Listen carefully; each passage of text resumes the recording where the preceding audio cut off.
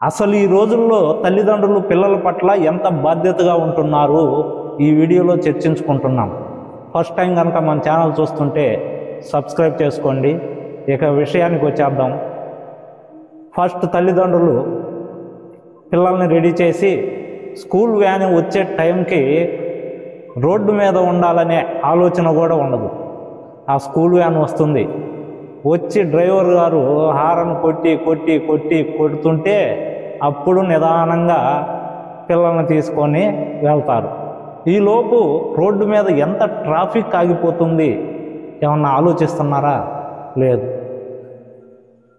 Plus ఇంకొకటి ఏంటంటే, మన పిల్లవాడికి ఇక్కడి నుంచే క్రమశిక్షణ తప్పిపోతున్నాడు.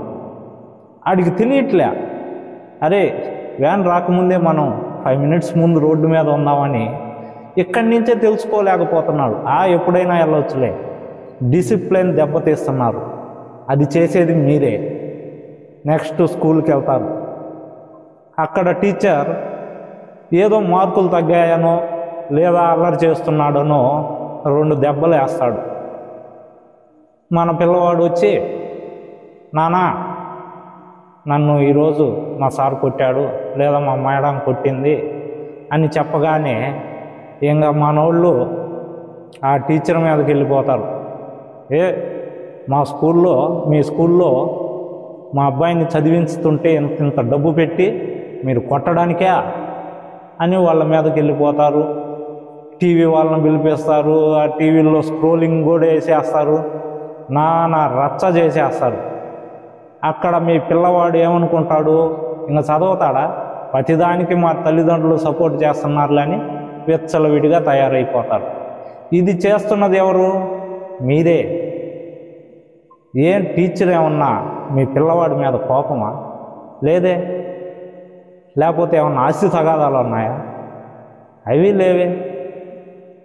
సో మన పిల్లవాడు చదువు కోసమే వాళ్ళు భయపెట్టడానికో లేకపోతే ఇంకొంచెం బాగా చదువుకుంటాడు అనుకోవడానికో 2 దెబ్బలు వేస్తారు కూడా. అంత మాత్రానికే మనం ఏదో డబ్బులు కట్టి స్కూల్కి పంపిస్తున్నామని మనం వాళ్ళ మీదకి వెళ్ళిపోతాం. మనం డబ్బులు ఎందుకు కడుతున్నాం? ఫీజులు అంతంత ఎందుకు కడుతున్నాం? మన పిల్లవాడు బాగుపడాలనే కదా, మన పిల్లవాడు బాగా చదువుకోవాలనే కదా. వాళ్ళు చేసే పని కూడా అదే కదా. కానీ మనం ఇక్కడ ఒప్పుకోవట్లేదు. ఇంక మనం ఎందుకు పంపిస్తున్నామో మనకే క్లారిటీ లేదు. ఇదండి మన తల్లిదండ్రులు పిల్లల పట్ల చేసేవి. మళ్ళా ఇంకో సబ్జెక్టుతో రేపు మీ ముందుంటాను. మీ బోదుల్లా బాబు. Thank you.